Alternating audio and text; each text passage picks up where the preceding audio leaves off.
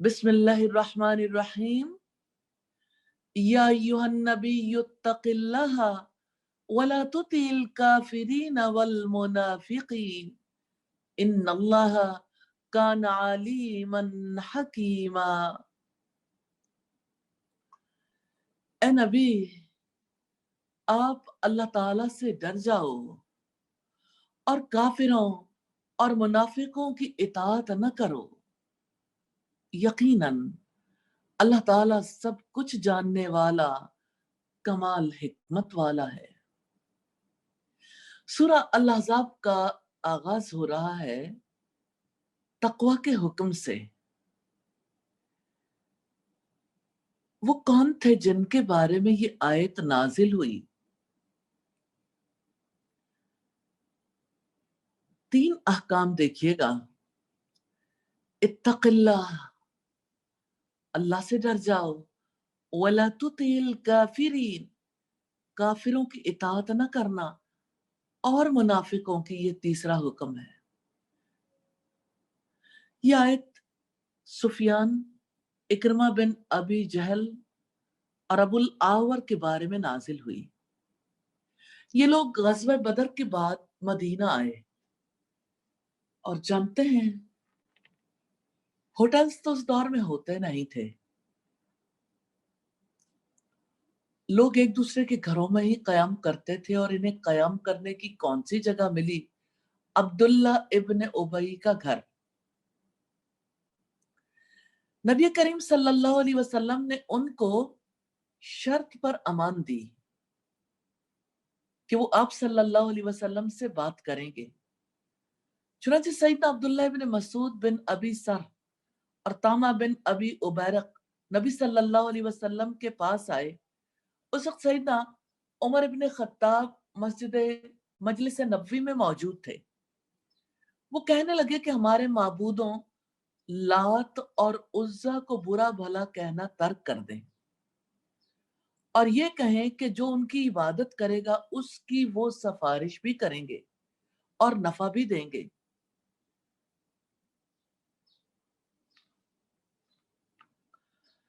जब उन्होंने ये बातें की तो ये बातें नबी सल्लल्लाहु अलैहि वसल्लम की तबीयत पर शाक गुजरी। सईद उमर फारूक फरमाने लगे, अल्लाह के रसूल, आप मुझे इजाजत दे, मैं इनको कत्ल कर दूं। आपने फरमाया, मैं इनको अमान दे चुका। सईद उमर ने कहा कि इनको अल्लाह की लानत और गजब के साथ निकाल दीजिए। अब सल्लल्लाहु अलैहि वसल्लम ने हुक्म दिया कि उनको मदीने से निकाल दिया जाए। उस पर यह आयत नाजिल हुई, या अय्युहन नबी, ए नबी, यानी ए वो हस्ती जिसको जहानों के बादशाह ने नबुव्वत से सरफराज किया है। इस आयत में रसूलुल्लाह सल्लल्लाहु अलैहि वसल्लम को तकवा और दीन की दावत में इस्तिकामत इख्तियार करने का हुक्म दिया गया है। इत्तक़िल्लाह, अल्लाह ताला से डर जाओ। ये तकवा क्या है? सैयदना तलक बिन हबीब कहते हैं तकवा का मतलब है अल्लाह ताला की इताअत की दी हुई रोशनी में काम करना। यानी जो अहकामात अल्लाह ताला देते हैं उनकी रोशनी में काम करना और अल्लाह ताला से सवाब की उम्मीद रखना, और अल्लाह ताला की नाफरमानी को अल्लाह ताला की दी हुई रोशनी के मुताबिक अल्लाह ताला के अजाब से डरते हुए तर्क कर देना। तो बात तो खौफ और उम्मीद की है।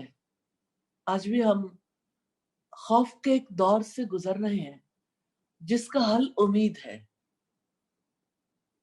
खौफ भी और उम्मीद भी। तकवा की वजह से इंसान की जिंदगी में बड़ी तब्दीली आती है, क्योंकि तकवा बैलेंस का नाम है। आप अगर देखना चाहें कि अल्लाह ताला को जमीन के इंसान किस बैलेंस में पसंद है, कैसी मुतवाजन शख्सियत चाहिए, मुत्तकी, उम्मीद और खौफ के बैन बैन, यही अल्लाह ताला हमें देखना चाहते हैं। तकवा इंसान को रब के करीब ले जाता है। फिर फरमाया,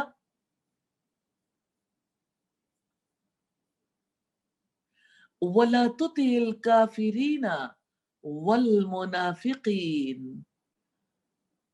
اور آپ کافروں اور منافقوں کی اطاعت نہ کرو۔ آپ صلی اللہ علیہ وسلم نے بھلا اطاعت کی تھی؟ دیکھیں، جب کسی انسان کی توجہ سے بات سنی جاتی ہے، اثر انداز ہوتی ہے، کوئی مشورہ دے تو انسان کا ذہن ادھر سوچنے لگ جاتا ہے، اس لیے آپ کو روکا گیا نہ ان کی بات سنیں نہ ان سے مشورہ کریں۔ سورہ آل عمران کی آیت نمبر 149 میں فرمایا، یا ایھا الذین آمنوا ان تطیعوا الذین کفروا یردوکم علی اعقابکم فتنقلبوا خاسرین۔ اے لوگو جو ایمان لائے ہو، اگر تم ان لوگوں کی اطاعت کرو گے جنہوں نے کفر کیا تو وہ تمہیں تمہاری ایڑیوں کے بل لوٹا دیں گے، پھر تم خسارہ اٹھانے والے ہو کر پلٹو گے۔ اللہ تعالیٰ نے اطاعت کا نقصان بتایا ہے کہ اگر آپ ان کی سنو گے تو ان کی مانو گے بھی۔ اور مسلمان ریاستوں میں دیکھیے، انہی کے سفیر، انہی کے نومینیٹڈ پرسنز، انہی کی پالیسیز، اکنامک پالیسیز بھی اور دیگر پالیسیز بھی، ہیلتھ پالیسی بھی۔ چلیے، اگر آپ دیکھنا چاہتے ہیں کہ ہم کافروں کی کیسے اطاعت کر رہے ہیں، معذرت کے ساتھ، کیونکہ سائنٹیفک ایج ہے نا، اور سائنٹیفک ایج میں سارے مسلمانوں کا ذہن بھی بدل چکا، کیونکہ انہوں نے سب نے جو کچھ پڑھا ہے وہی تھیریز، وہی فلسفیز، ہم مخالف نہیں ہیں، ہم ان کی بے خدا ہونے کے مخالف ہیں۔ اور نتیجہ آپ دیکھ لیجئے، جو WHO کہہ دے سمعنا و اطعنا،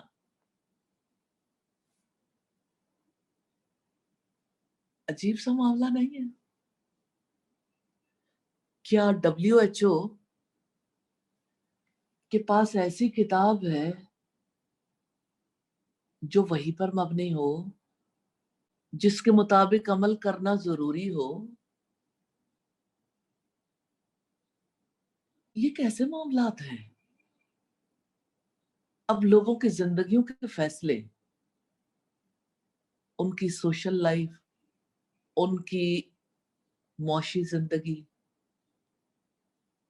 ان کی معاشرتی زندگی، ان کی خاندانی زندگی کس کے کنٹرول میں ہے؟ کون فیصلے کر رہا ہے؟ بہت ہی عمدہ طریقے کے ساتھ پوری دنیا کا مائنڈ کیپچر کیا گیا ہے۔ میں یہ نہیں کہتی کہ صحت کے لیے جو میز اختیار کرنے چاہیے انہیں نہیں اختیار کرنا چاہیے، لیکن میں یہ سمجھتی ہوں کہ اس جانب ضرور توجہ کرنی چاہیے، ضرور دیکھنا چاہیے کہ آپ کے رب نے تو آپ کو جسمانی اور روحانی طہارت کے لیے وضو سکھایا تھا۔ آپ نے پانی کی بجائے، مٹی کی بجائے الکوہل سے پاکیزگی حاصل کرنی شروع کر دی، ہینڈ سینیٹائز کر کے۔ دیکھیے، مجبوری میں کہیں ایسا ہو سکتا ہے، آج ایسی صورتحال ہے نا، ایک قبول کر لیں، کل آپ کا استنجا بھی گیا، اس کے لیے بھی ٹیشو رولز ہی یوز کر رہے ہوں گے اکثر لوگ، اور اس بات پہ بھی فتاوی آ رہے ہوں گے کہ اس سے بھی وضو ہو جاتا ہے، اس سے بھی استنجا ہو جاتا ہے، اور ایسا عملاً ہے بھی، یعنی ایسے فتاوی ابھی بھی موجود ہیں۔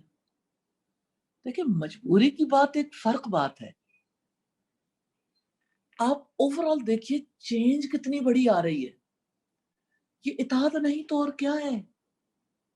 کوئی سوچنا ہی نہیں چاہ رہا کہ انسانوں کے ذہن کو کیا کیا اور کیسے بنایا جا رہا ہے. کبھی انسان اتنے بڑے پیمانے پہ قید ہوئے تھے؟ کوارنٹائن ظاہر ہے اتنے بڑے پیمانے پہ تو نہیں بنائے جا سکتے. ہاں، ہر گھر سب جیل قرار دیا جا سکتا ہے. اور آپ امیجن کریں، آہستہ آہستہ لاک ڈاؤن میں نرمی آ رہی ہے نا، اور گلیوں بازاروں میں، دیہاتوں میں، ایون سٹیز میں بھی اتنی بڑی تعداد ہے جو اب باہر نکلنا شروع ہو چکی. پارٹیز بھی ہو رہی ہیں، میٹنگز بھی ہو رہی ہیں، کانفرنسز بھی ہو رہی ہیں. لیکن مسجد، کس قدر سب انسانیت کے ہمدرد ہیں. اللہ اکبر، ایک ایک فرد بیٹھ کے کہتا ہے ہائے مسجد میں گئے تو کہیں سب کورونا کا شکار نہ ہو جائیں. ایک ایسی سوسائٹی جہاں کے لوگ لفافہ لے کے اپنا موقف بدل دیتے ہیں. میں ان کی بات کر رہی ہوں جو ٹی وی پہ بیٹھ کے تبصرے کرتے ہیں.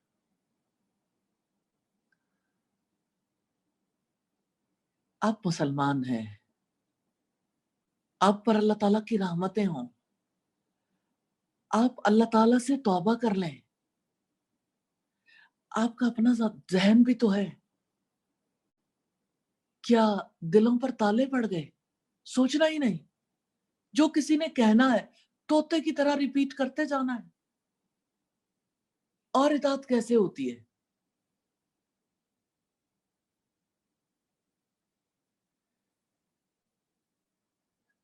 ہماری سوسائٹی میں تو مسجد جانے کا پہلے ہی کرائسس تھا. کتنے لوگ مسجد جاتے تھے؟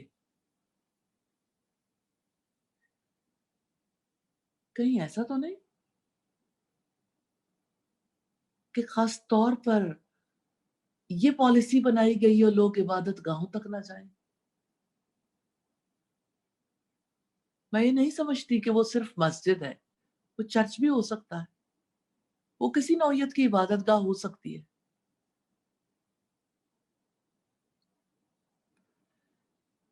تو یہ ایک نیا لائف سٹائل ہے جو انٹروڈیوس کرایا جا رہا ہے. رب العزت نے اتنے 100 برس پہلے کہا تھا کافروں اور منافقوں کی اطاعت نہ کرو. اگر تم ان کی اطاعت کرو گے تو وہ تمہیں تمہاری ایڑیوں کے بل لوٹا دیں گے، پھر تم خسارہ اٹھانے والے ہو کر پلٹو گے.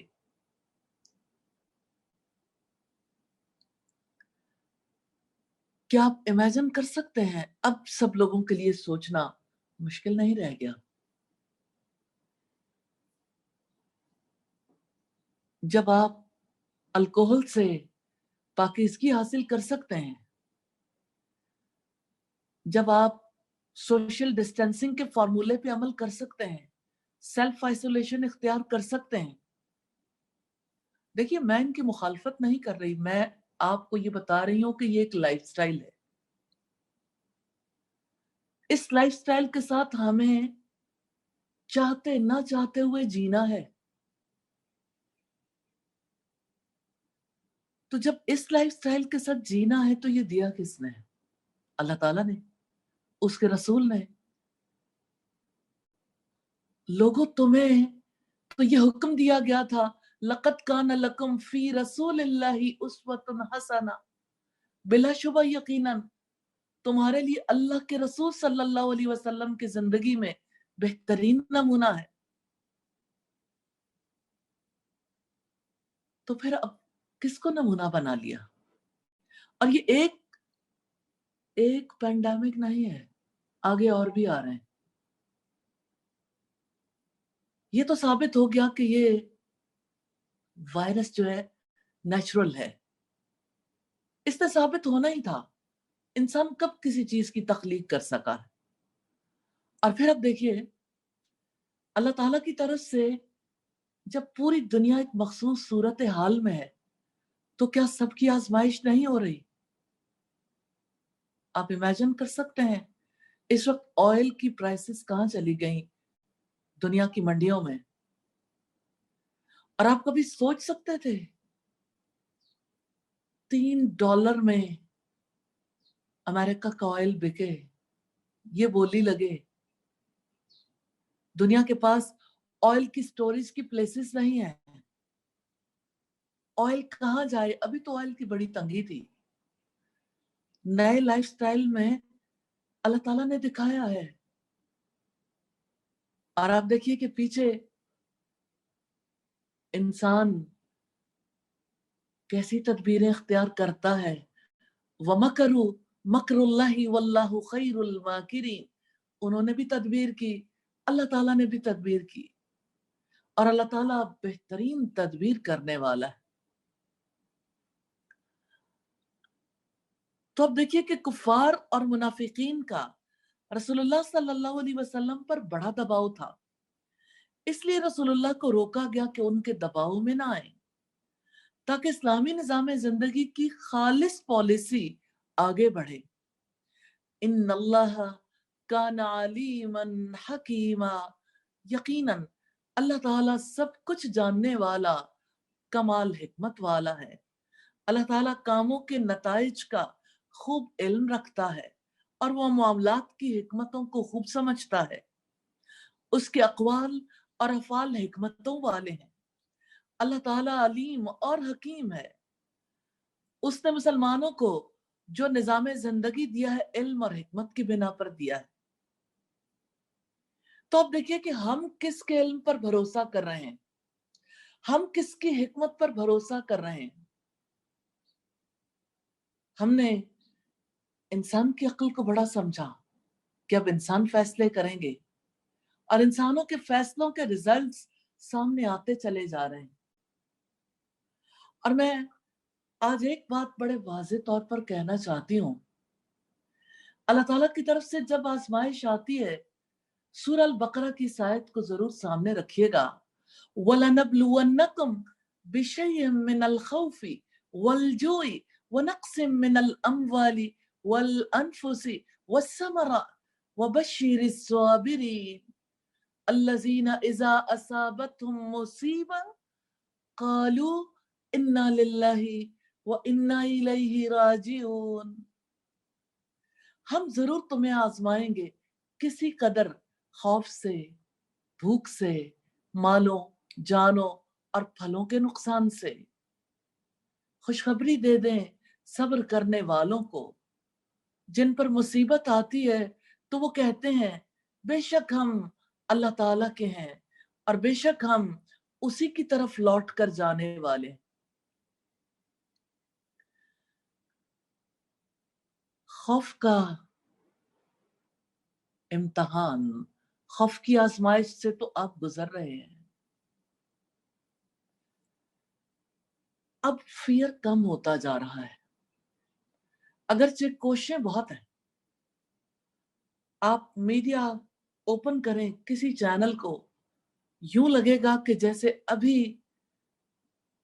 تور جو ہے وہ سروں کے اوپر رکھا ہوا ہے اور ابھی اس کے نیچے آ کے دب جائیں گے. دیکھیے پہلی بار دنیا میں یہ بیماری نہیں آئی. دنیا میں وائرس بھی ہیں، انہوں نے رہنا ہے. ان وائرسز نے کہیں بھی نہیں جانا. یہ وائرس پہلے بھی تھا، یہ وائرس اب بھی ہے، رہے گا بھی. وائرس آنے کا یہ مطلب تھوڑی ہے کہ آپ گھروں میں چھپ جاؤ. گھر میں چھپ کے کیا بنی سعودیہ کے ساتھ؟ کرفیو میں 1100 سے زیادہ کیسز نکلے. خوف बिहाइंड द सीन देखिए सऊदिया ने क्या डिसीजन किए थे। जरूर अहले इक्तिदार को इस बारे में देखना चाहिए, गलतियां क्या की थी। अल्लाह ताला के घर, उस पाक सरजमीन के साथ आपने क्या मामला किया।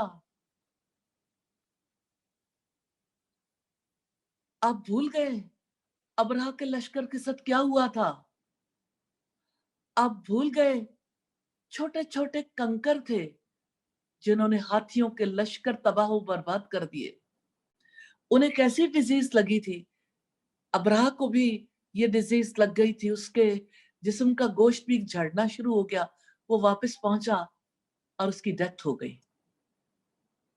सारा लश्कर तितर बितर हो गया। अब खुली आंखों के साथ हकायक का जायजा लीजिए। ऑयल पर आपकी मईशत का इन्हिसार था।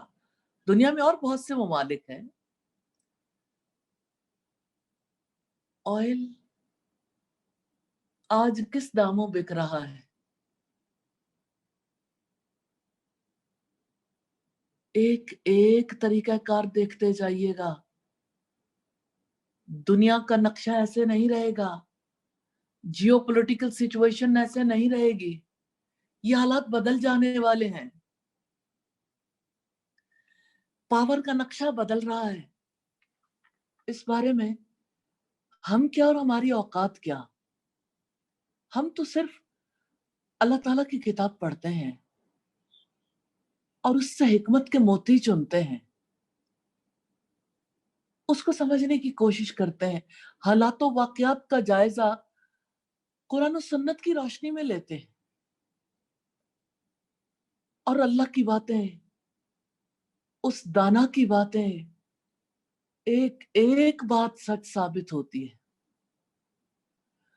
ये बात भी अब देख लीजिएगा, जैसे खौफ की आजमाइश आई है ना, भूख की आजमाइश भी आने वाली है। आज भरे हुए पेट के साथ कोई कैसे सोचे कहत पढ़ सकता है। भाई क्या दुनिया में पहले कहत नहीं पढ़े। साइंसी तरक्कियों के साथ कहत पढ़ सकता है। क्या इन तरक्कियों के साथ कोरोना नहीं आया और इलाज नहीं किया जा सका। आपने एक लगे बंधे जहन के तहत क्यों सोचना शुरू किया, साइंटिफिक मेथड के तहत। भाई मादा सब कुछ नहीं है, मादे के पीछे काम करने वाली कुव्वत को देखें।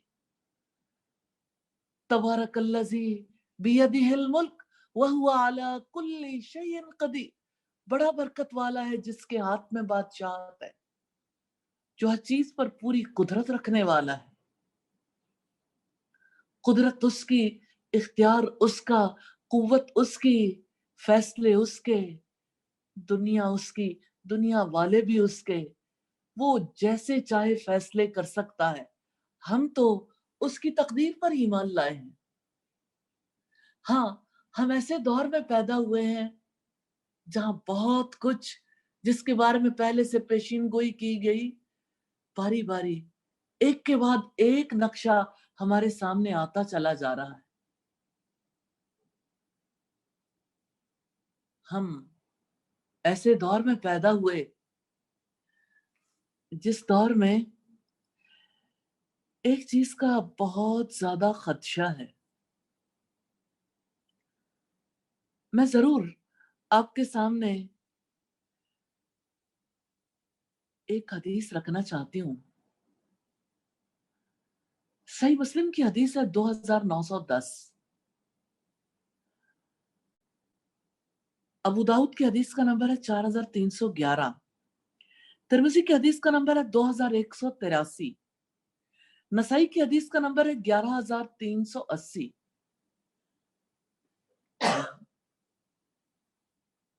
इब्न माजा की हदीस का नंबर है 4055।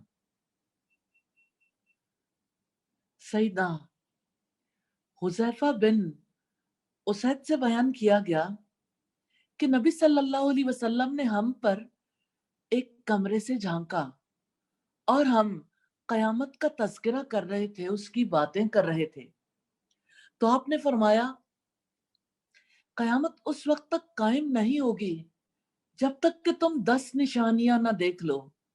مغرب سے سورج کا طلوع ہونا، دھواں، جانور یعنی دابت الارض، یاجوج ماجوج کا خروج، عیسیٰ ابن مریم کا ظہور، دجال، 3 جگہوں کا دھنسنا، مغرب میں اور مشرق میں اور جزیرہ عرب میں زمین کا دھنسنا، عدن کی گہرائی سے آگ کا نکلنا جو کہ لوگوں کو ہانکے اور اکٹھا کرے گی جہاں پر وہ رات گزاریں گے۔ غور کیجئے گا، جہاں پر وہ رات گزاریں گے وہیں وہ آگ بھی رات گزارے گی، جہاں وہ آرام کریں گے وہ آگ بھی آرام کرے گی۔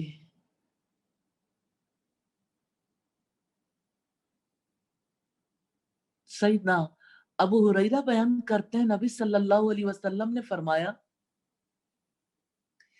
جب 3 چیزوں کا ظہور ہو جائے تو جو پہلے ایمان نہیں لایا اس وقت اس کا ایمان لانا قابل قبول نہیں ہوگا۔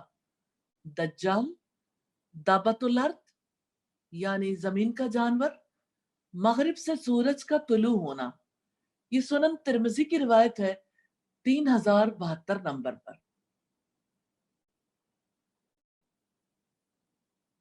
بہت سی احادیث اس پر دلالت کرتی ہیں کہ آخری زمانے میں ایک جانور نکلے گا۔ سوال یہ پیدا ہوتا ہے یہ جانور کب نکلے گا؟ میں سنن دارمی کی حدیث آپ کے سامنے رکھنا چاہتی ہوں 3209 نمبر پر۔ سیدنا عبداللہ ابن مسعود نے بیان کیا قرآن پر ایک رات ایسی آئے گی، ایک رات کہ مصحف اور کسی کے دل میں کوئی آیت نہیں چھوڑی جائے گی مگر یہ کہ اسے اٹھا لیا جائے گا، قرآن اٹھا لیا جائے گا، کاغذوں سے بھی، ان ساری مشین سے بھی اور انسانوں کے دلوں سے بھی۔ سیدنا عبداللہ ابن مسعود نے بیان کیا، یہ حدیث نمبر 3207 ہے، انہوں نے فرمایا قرآن کی تلاوت کثرت سے کیا کرو قبل اس کے کہ اسے اٹھا لیا جائے۔ تو ان کے طالب علم کہنے لگے یہ مصحف تو اٹھا لیے جائیں گے لیکن جو لوگوں کے سینوں میں ہے اس کا کیا ہوگا؟ سیدنا عبداللہ ابن مسعود فرمانے لگے اس پر ایک رات گزرے گی تو صبح وہ اس سے خالی ہو چکے ہوں گے اور لا الہ الا اللہ کا قول بھی انہیں بھول چکا ہوگا، اور وہ جاہلیت کے قول اور ان کے اشعار میں پڑ چکے ہوں گے، اور یہ وقت ہوگا جب کہ ان پر قول واقع ہوگا۔ اور قول کون سا ہے؟ سورہ نمل کی آیت نمبر 82 میں ہے، جب ان کے اوپر قول عذاب کا وعدہ ثابت ہو جائے گا، ہم زمین سے ایک جانور نکالیں گے جو ان سے باتیں کرتا ہوگا۔ بے شک لوگ ہماری آیتوں پر یقین نہیں کرتے تھے، لوگ ہماری آیتیں بے پرواہی سے سن کے گزر جاتے تھے۔ ابن کثیر اس آیت کی تفسیر میں فرماتے ہیں یہ جانور آخری زمانے میں نکلے گا جب لوگوں میں فساد برپا ہو چکا ہوگا اور لوگ اللہ تعالیٰ کے احکام کو ترک کر چکے ہوں گے اور دین حق کو بدل چکے ہوں گے، تو اللہ تعالیٰ ان کے لیے زمین سے جانور نکالے گا۔ کہا گیا کہ وہ مکہ سے، اور یہ بھی کہا گیا کہ وہ کہیں اور سے نکلے گا اور لوگوں کے ساتھ اس معاملے پر باتیں کرے گا۔ سیدنا ابن عباس رضی اللہ تعالی عنہما اور قتادہ رحمہ اللہ بیان کرتے ہیں قتادہ رضی اللہ تعالیٰ عنہ بیان کرتے ہیں سیدنا علی بن ابو طالب سے بھی بیان کیا گیا کہ ان کے ساتھ باتیں کرے گا، لوگوں سے مخاطب ہوگا۔ عطا خراسانی کہتے ہیں سیدنا علی سے یہ بھی روایت ہے اور ابن جریر نے اسے اختیار کیا ہے، ان سے باتیں کرے گا اور ان سے یہ کہے گا کہ لوگ ہماری آیات پر یقین نہیں رکھتے تھے۔ تو اس قول میں نظر ہے جو کسی پر مخفی نہیں۔ ایک روایت میں ابن عباس کا بیان ہے کہ وہ جانور انہیں زخمی کرے گا، اور ان سے ایک روایت ہے کہ یہ سب کچھ کرے گا، واللہ عالم۔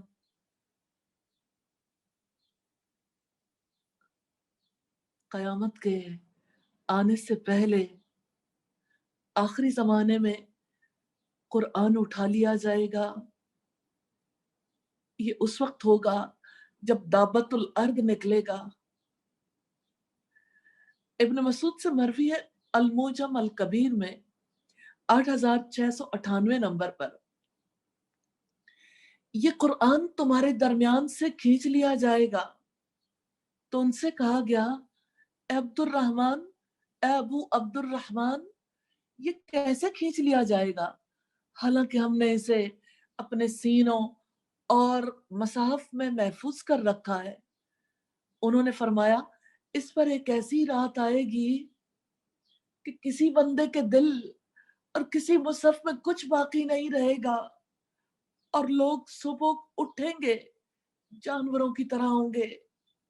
پھر انہوں نے اللہ تعالیٰ کا یہ فرمان پڑھا، سورہ بنی اسرائیل کی آیت نمبر 87، اور اگر ہم چاہیں تو آپ کی طرف ہم نے جو وحی کی ہے سب سلب کر لیں، پھر آپ کو اس کے لیے ہمارے مقابلے میں کوئی حمایتی میسر نہیں آ سکے گا۔ استغفر اللہ۔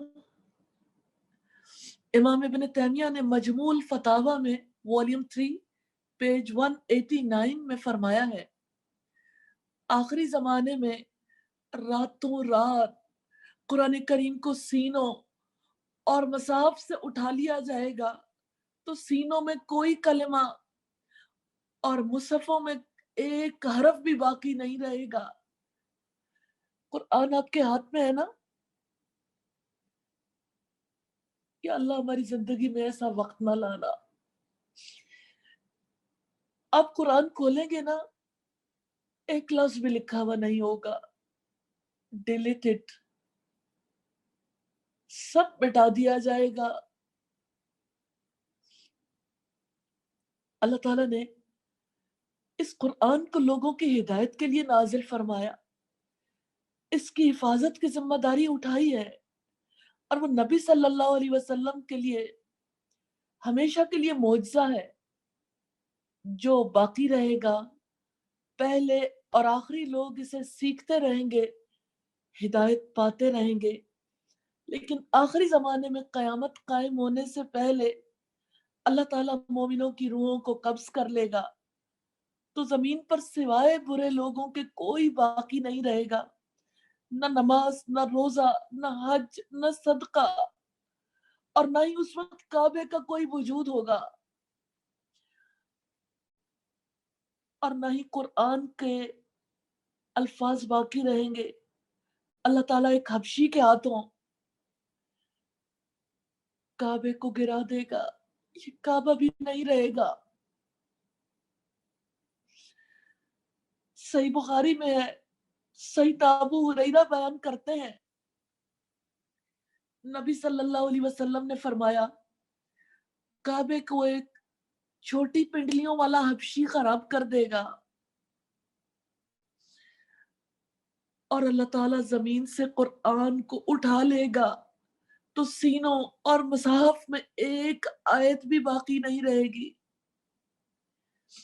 اللہ تعالیٰ کی غیرت کو یہ گوارا نہیں ہے کہ اس کی کتاب زمین میں بلا کسی نفع کے رہے، اس پر عمل نہ کیا جائے، اس وجہ سے یہ معاملہ پیش آئے گا۔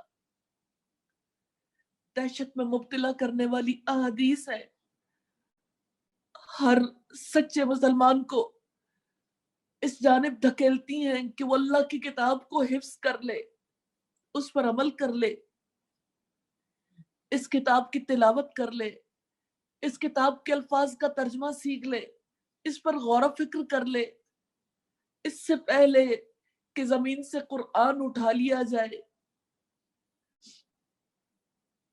نبی صلی اللہ علیہ وسلم نے فرمایا، نیک اعمال میں جلدی کر لو اس سے پہلے کہ فتنے پیدا ہو جائیں۔ جس طرح اندھیری رات ہوتی ہے ایسے ہی فتنے آئیں گے۔ آدمی صبح کو مسلمان ہوگا تو شام کے وقت کافر ہو جائے گا، یا شام کو مسلمان ہوگا تو صبح کو کافر ہوگا۔ وہ اپنے دین کو دنیا کے مال کے بدلے میں بیچ ڈالے گا۔ استغفر اللہ۔ صحیح مسلم کی 169 نمبر روایت ہے، یا اللہ یا مقلب القلوب ثبت قلبی علی دینک، یا مصرف القلوب صرف قلبی علی طاعتک۔ یا اللہ ہم سب کے دلوں کو دین پر ثابت قدم رکھنا۔ یا ارحم الراحمین، اے دلوں کو پھیرنے والے ہمارے دلوں کو اپنی اطاعت کی طرف پھیر دینا۔ نزول قرآن کا مہینہ قریب ہے، آمد ہے۔ یا اللہ تیرا شکر کہ تو نے نزول قرآن کا مہینہ ہمارے قریب کر دیا۔ الہی ہمارے لیے اسے برکت والا بنا دینا۔ الہی ہم اس قرآن کو، آپ کے کلام کو الہی دنیا کے ہر انسان تک پہنچانا چاہتی ہیں۔ الہی اس سے پہلے کہ مصحف اٹھا لیا جائے، الہی ہم اس کے الفاظ کو حفظ کرنا چاہتی ہیں۔ الہی ہم اس کتاب کی تلاوت کرنا چاہتی ہیں۔ الہی ہم اس پر عمل کرنا چاہتی ہیں۔ الہی ہم اس قرآن کی حفاظت کا کام کریں گی۔ الہی ہمیں توفیق عطا کر دے۔ الہی پہنچانے کی توفیق دے دے۔ الہی اس کی خدمت کرنے کی توفیق عطا کر دے۔ الہی ہم قرآن کی خدمت کار رہنا چاہتی ہیں۔ الہی ہمیں تڑپ عطا کر دے۔ الہی ہمیں ایسا ویژن، ایسا مشن دے دے جس کی وجہ سے الہی آگ خود اپنے آپ ہمارے اندر سے بھڑکے۔ کوئی باہر سے موٹیویٹ کرے یا نہ کرے، الہی ہم تیرے اس پیغام کو دنیا کے گوشے گوشے تک پہنچائے۔ الہی توفیق عطا فرما دے۔ الہی توفیق عطا فرما دے یا ارحم الراحمین۔ انسانوں نے آج سوچا ہے، سارے انسانوں کو ایسی ویکسین، ایسا کچھ کھلا دیا جائے جس کے بعد کوئی بھی رب کے بارے میں سوچنے کے قابل نہ رہے۔ اے پاک پروردگار ہمیں فتنوں سے بچا لے۔